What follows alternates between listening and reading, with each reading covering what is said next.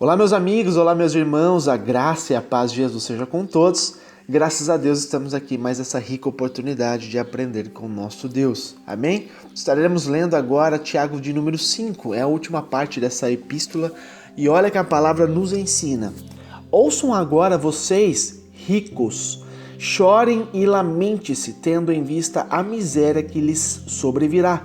A riqueza de vocês apodreceu, e as traças corroeram as suas roupas. O ouro e a prata de vocês enferrujaram, e a ferrugem deles testemunhará contra vocês, e como fogo lhes devorará a carne. Vocês acumularam bens nesses últimos dias. Vejam, o salário dos trabalhadores que ceifaram seus campos e que por vocês foi retido com fraude, está clamando contra vocês. O lamento dos ceifeiros chegou aos ouvidos do Senhor dos Exércitos. Vocês viveram luxuosamente na terra, desfrutando prazeres e fartando-se de comida em dia de abate.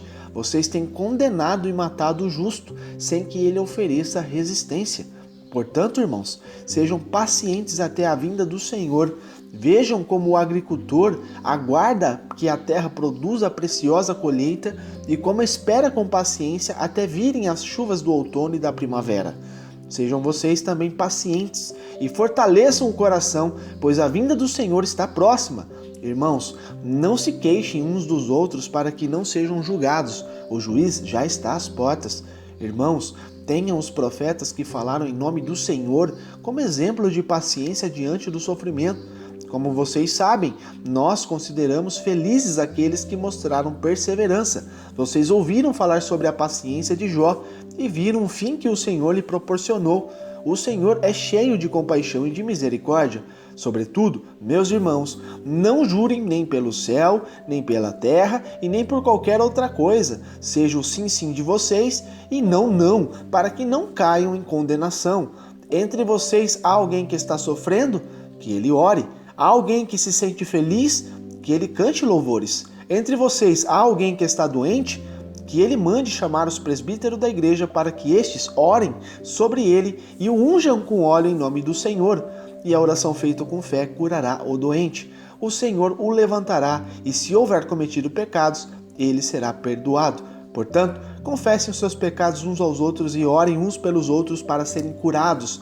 A oração de um justo é poderosa e é eficaz. Elias era humano como nós. Ele orou fervorosamente para que não chovesse. E não choveu sobre a terra durante 3 anos e meio. Orou outra vez, e o céu enviou chuva, e a terra produziu os seus frutos. Meus irmãos, se algum de vocês se desviar da verdade, e alguém o trouxer de volta, lembre-se disso. Quem converte um pecador do erro, do seu caminho, salvará a vida dessa pessoa e fará que muitíssimos pecados sejam perdoados. Amém? Graças a Deus por isso. Pessoal, a gente vê claramente que Tiago, ele começa a abordar aqui a essa carta, com o mesmo sentimento dos profetas do Antigo Testamento. Ou seja, Tiago aqui está pronunciando que o juízo contra os patrões que tratam seus funcionários de uma forma injusta. A gente vê respaldo bíblico sobre isso em várias outras passagens, como Isaías 3, a partir do 14, que ali fala que o Senhor entrará em juízo contra os anciãos do povo, e contra os seus príncipes. É que fostes vós que consumiste esta vinha, e o espólio do pobre está em vossas casas. Que tende vós, que esmagais o meu povo e moeis as faces dos pobres, diz o Senhor Deus dos exércitos. Então a gente vê, meus amados, lá em Isaías 10:12 também, que ele fala: por isso acontecerá que, havendo o Senhor acabado toda a sua obra no monte Sião e em Jerusalém, então castigarei o fruto do arrogante e a grandeza do coração do rei da Síria e a pompa da altivez dos seus olhos. Então, meus amados, a gente vê que Deus ele julgará aqueles que oprimem os pobres. Essas pessoas que deixam a altivez entrar no coração, e querem ser superiores às pessoas e trazem um jugo pesado sobre as pessoas que são pobres, necessitadas, meus irmãos. A gente tem que entender que nosso Deus ele vê todas as coisas e é clara a palavra de Deus que Deus traz justiça. Amém? Ezequiel 18:12 também fala sobre isso, né? Que oprimir ao pobre e necessitado, praticar roubos, não tornar o penhor e levantar os seus olhos para os ídolos, cometer abominação, emprestar com usura, né? Receber demais, porventura viverá? Você acha que uma pessoa que faz todas essas coisas vive? Não viverá. Ele enfatiza, não viverá. Todas essas abominações ele fez e certamente ele vai morrer e o seu sangue será sobre ele. Então, meus amados, temos que entender que existe uma lei que é, sabe, incorruptível, que é a lei, né, da semeadura. Então, o que você planta, você vai colher de fato, né? Nem que você queira fugir disso. Então, se você está sendo altivo, se você está judiando os pobres, se você está humilhando uma pessoa, com certeza isso vai voltar tudo contra você. Porque o nosso Deus não deixa para ficar nada impune, meus irmãos. Pode até demorar a chegar a conta, mas certamente chegará. Então, todos nós, meus irmãos, temos que ter essa consciência. Amém? Eu não sei qual é o propósito de Deus na sua vida, mas certamente tudo que Deus vai fazer por você, em você, meus amados, é para glorificar o nome dele. E se porventura são riquezas também aqui na terra para você, né, ajudar os pobres, para você ajudar a obra do Senhor a crescer, nunca deixe a altivez entrar no seu coração. Nunca seja soberba, tá bom? Para que você não venha, né, colher coisas terríveis lá na frente. Então, seja prudente, seja humilde, né, como Jesus foi humilde conosco. Amém? Então, no mundo antigo ali, meus amados, a gente vê que esse tipo de riqueza que eles dizem ali eram alimentos, vestes caras, né, metais preciosos como ouro, prata, pedras preciosas. Isso tudo eram o quê? Sinais visíveis da riqueza de uma pessoa. Então, Tiago está o quê? Pronunciando o quê? O juízo e a destruição sobre estas coisas, né, que faz o que? O homem se corromper. Aquele homem que não está, né, firmado na palavra de Deus, ele se corrompe por causa da grandeza do coração. Amém? Então ele diz assim, com fraude, né, eles enganam os trabalhadores retendo-lhes o salário. Né, os clamores de desesperos dessas pessoas resultante o quê? Que foram em vão, mas a eternidade revela que eles entraram nos ouvidos do Senhor dos Exércitos. Então esse título aqui de Senhor dos Exércitos enfatiza a onipotência de Deus, a despeito de como as coisas possam parecer. Então, meus irmãos, nosso Deus, ele é soberano, ele é onipotente. Então, meus amados, temos que ter essa consciência. Amém? Ele está dizendo ali que num dia de matança, que pode ser interpretado de duas formas, né? Alguns explicam ali a matança como um abate em massa de animais, em preparação para uma grande festa. Portanto, parece que os preparativos para outros impulsos da carne que funcionam perfeitamente ali. Então, outros, né, encontram um significado escatológico para a expressão que a gente lê também lá em Jeremias 12:3, a respeito dessa palavra, que ele fala o seguinte, Jeremias, deixa eu abrir aqui que fechou, Jeremias 12:3, que fala assim,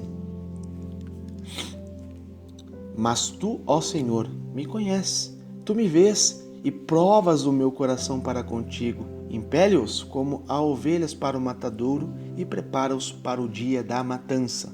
Amém? Então, fazendo com que com que se refira ao processo de engorda ali, para o seu próprio abate, talvez o autor tivesse essas duas ideias em mente, né? Eles ansiosamente se preparam para o outro dia de matança e banquete, enquanto ignoram seu próprio juízo como consequência, né?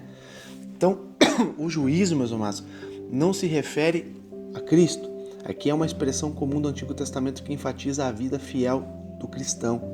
Então, resistiu não diz respeito à oposição do homem bom à maldade do opressor. Trata-se da resposta calada da vítima ao abuso do tirano. Amém? A volta iminente de Cristo, meus amados, né, incentivando-nos ali a suportar os sofrimentos com paciência. Ele diz assim, vos queixeis, não devemos deixar que os momentos difíceis nos levem o quê? A queixar-nos ou ser amargos com os nossos irmãos em Cristo. Amém? Ele fala sobre o lavrador, os profetas. Ele traz aqui também a menção sobre Jó, que teve paciência. Então são modelos aqui de tolerância, né? Paciência. Nós temos que ter paciência. Nós estamos vivendo num mundo injusto?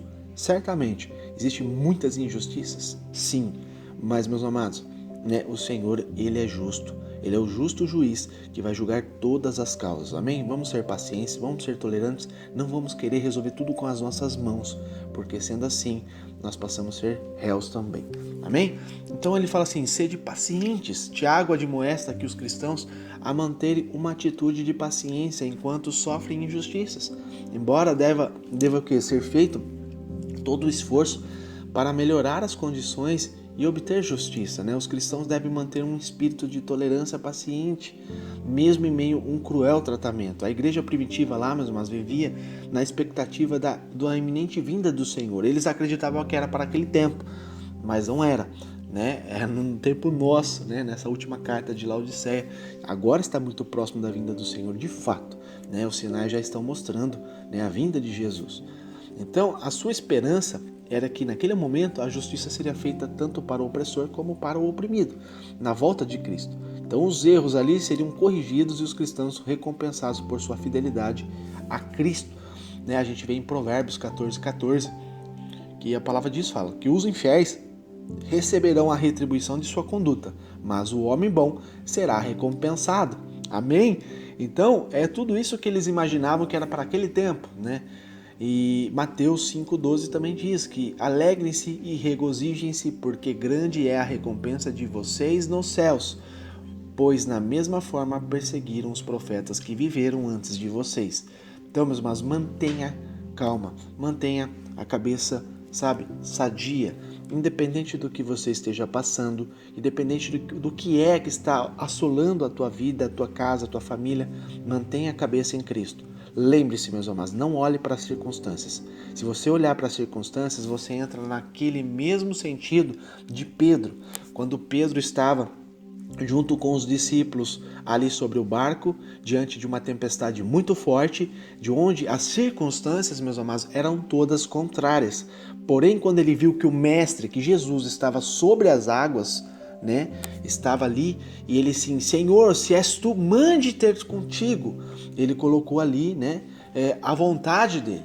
Ele falou assim, Senhor, eu quero estar contigo. E ali o próprio Jesus trouxe uma palavra, né, direta para ele, uma palavra revelada para ele, palavra rema, falou assim, vem. Então ele foi. Porém, no meio do percurso, meus irmãos, ele olhou para a tempestade, ele olhou para o mar revolto, ele olhou para as circunstâncias, e o que acontece? O coração teve medo, o coração ficou batendo mais forte. O que acontece? Entrou em incredulidade. Ali, meus amados, ele afundou. Então, meus amados, isso é claro, todas as vezes que eu e você olhemos para as circunstâncias, a gente vai se enfraquecer, porque a gente vai ter medo. E o medo, meus amados, ofusca a fé.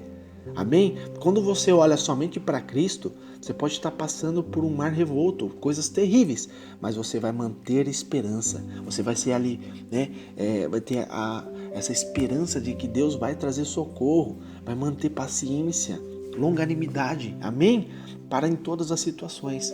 Então, meus amados, isso tudo é o que a gente está entendendo, que o homem que está passando por provações, ele pode e deve consolar-se em saber que Deus está conosco, né? Ajudar também uns aos outros em oração. Tem tantas pessoas precisando, né, de oração, de intercessão, que sejamos essas pessoas, meus irmãos, né? Pessoas que já enfrentou situações ainda piores, que podem ajudar o próximo. Amém? Isso é pregar o Evangelho, isso é praticar o Evangelho. Amém? Então, Deus é maravilhoso. Então a gente vê, meus amados, todo o tempo, né, a Escritura dizendo aqui sobre sermos pacientes, para a gente não se queixar uns dos outros, porque, né, para que nós não sejamos julgados, porque o juiz já está às portas, e realmente, de fato, está. Ele diz aqui a menção também sobre os profetas, né, para nós seguirmos os exemplos dos profetas que foram pacientes. Deus trazia um direcionamento na vida, né, do povo, né? Porém, às vezes demorava um período para acontecer, para se concretizar, e o povo tinha que ter perseverança, paciência. Ele aqui, né, como a gente já disse, menciona a vida de Jó, que Jó passou por todas essas circunstâncias contrárias, mas ele manteve paciência no Senhor, né? Ele não murmurou contra o Senhor, ele não desistiu de viver por causa das circunstâncias, pelo contrário, ele entendia que tudo que está acontecendo na vida dele haveria um propósito, porque Deus é soberano. Ele entendia que Deus é soberano na vida dele. Então, nu eu vim à terra e nu eu voltarei. né? Eu não vou me queixar porque eu perdi tudo. Eu simplesmente vou confiar que existe um propósito, né? Então ali naquele momento, né, ele provou a fé, a confiança no Senhor, e o Senhor honrou aquele homem, né, através da sua compaixão, da sua misericórdia, e deu tudo em dobro, né? O final de Jó foi muito melhor do que o início de Jó. Então, meus amados, isso, né, que Tiago 5 está trazendo para mim e para você, nada mais é, meus irmãos, que a gente considere, né, como está lá em Tiago 1, 2, que ele fala assim: meus irmãos, considerem motivos de grande alegria o fato de passarem por diversas provações. Como que você pode ter alegria em ser provado, meus amados? Passar dificuldades, passar momentos terríveis, até perigo iminente de morte. É porque você vai entender, meus amados, que quando eu e você colocamos à prova a nossa fé, ela vai produzir perseverança. E a perseverança, ela tem que ter uma ação completa, a fim de que eu e você sejamos maduros e sejamos íntegros, sem lhes faltar coisa alguma. Então isso é ter sabedoria com Deus. Isso é ter fé em Deus. Isso é confiar na boa vontade que Deus tem para realizar na minha e na tua vida. Amém? Deus, ele é soberano, ele sabe de todas as coisas. Porque Romanos 8, 28, Paulo fala claramente, ele fala para o pessoal de Romanos e serve para mim e para você também. Ele fala que todas as coisas contribuem para o bem daqueles que amam a Deus. Amém? Que nós temos um chamado segundo o seu propósito, o propósito de Deus na minha e na tua vida. Né? Filipenses lá também, ele diz a mesma coisa para o povo de Filipenses. Ele fala assim: eu estou convencido de que aquele que começou a boa obra em vocês, ele vai completá-la até o dia de Cristo Jesus. Então, meus amados, se você entender que o que começou na sua vida não foi porque você quis, mas sim porque Deus, né, criou um propósito na sua vida, um chamado na sua vida, e Ele é fiel para cumprir, para que isso aconteça. Então, entenda que tudo que você está passando, seja sofrimento, seja dor, seja enfermidade, seja o que for, entenda que tudo tem um propósito. Tudo, né, tem um registro. Então Deus, ele está no comando de todas as coisas. Então você deve o quê? Orar, clamar, suplicar, entender que Deus é fiel nas nossas vidas. Amém? Então isso é Tiago de número 5, né? Eu trouxe um pouquinho aqui do que significa, né? Então Jesus, Mateus 9:2 fala que Jesus, vendo a fé deles, disse ao paralítico: Filho, tenha um bom ânimo, perdoados estão os seus pecados. Né? Lá em João 9 também Jesus fala a respeito de um cego de nascença, né? Onde ali Jesus fala a respeito daquele homem. Então, meus amados, em todo tempo, glorifica o Senhor. Amém? Está passando por necessidade, por uma enfermidade, como a gente acabou de ler agora? O Senhor tem o poder para te curar. Então, creia. O que você deve fazer? Acreditar, confiar no Senhor, clamar de coração, certamente Ele vai te ouvir e Ele vai te trazer resposta, ou Ele vai te curar, né, instantaneamente pelo poder do milagre que está nele, ou Ele vai te conduzir pela medicina humana para te curar também. Ou é um ou é outro, amém? Só confie no Senhor e tudo Ele fará, amém? Deus te abençoe e fique na graça e na paz do Senhor.